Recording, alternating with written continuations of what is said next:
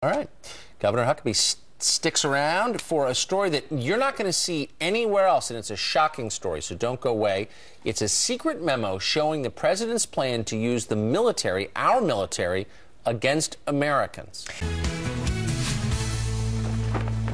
A shocking report from the Washington Times reveals a secret memo from 2010 that outlines the Obama administration's plans to use military force potentially against Americans. The Pentagon directive reads this: federal action, including the use of federal military forces, is authorized when necessary to protect the federal property or functions. Back here to discuss this shocking story is Governor Mike Huckabee. Governor, welcome back.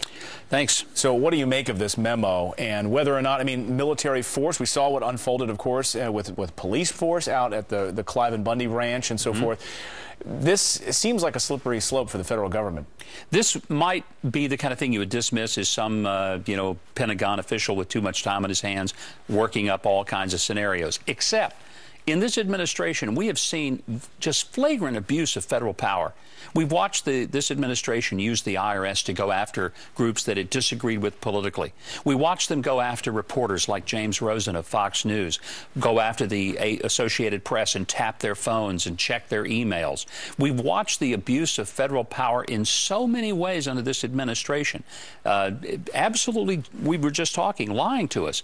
So when this kind of thing comes up, it's not too far-fetched to think that we have a government that would think it's okay to use the military against civilians. Well, of course not. They can't do that. The NSA was created to monitor foreign governments, and now it's monitoring me. Exactly. The U.S. military was created, of course, to defend from foreign threats.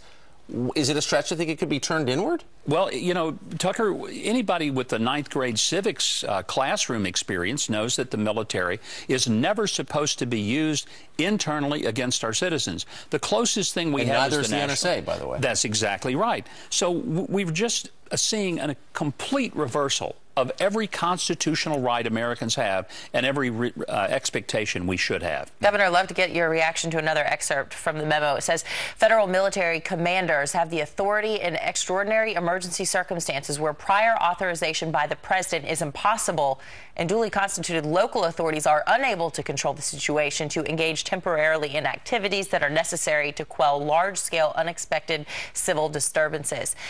Do you see this necessary under any circumstances? It was one thing to send the National Guard in after Katrina, which was a necessary thing. But that's the National Guard. That's under state command, unless the president activates it. But what we're talking about here is the Army, the Air Force, the Marines, federal military operations being used in civilian ways. That's martial law. That's a serious line to be crossed. And I think Americans ought to be asking some very honest questions about who in their right mind thinks that the purpose of our military is to turn those guns inward toward Americans. But this says without prior authorization from the president, nonsense. Can act unilaterally? You can't. What about the Congress? That's crazy. No more than a general can push the button and start a nuclear war. This is Dr. Strangelove stuff. So I was going to say, nuts. That was the line that stood out to me. So if the president is off on a golf course, he can't be reached somehow. That's what this directive says.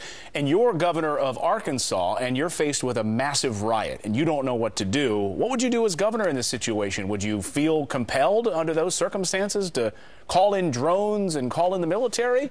Well, first of all, I could activate the National Guard, but I couldn't activate the Army or the Air Force. And nobody has a right to do that except the President of the United States. And I don't care if he's inaccessible, then the vice. If he's truly inaccessible, then there is a line of secession constitutionally. You don't just say, well, I just thought nobody was answering the phone, so I thought I'd do it.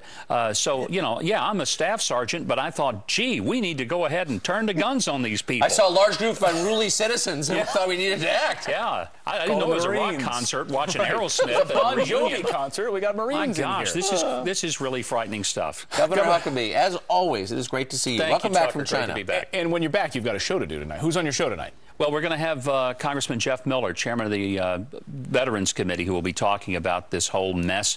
And he's been very forceful. I think it's going to be a great segment. And Kelly Wright, our own Fox anchor, is going to be doing a little version of the Michael Jackson song. So it's going to be worth tuning in. Got a voice on him. Yeah, thanks, Governor. Thanks.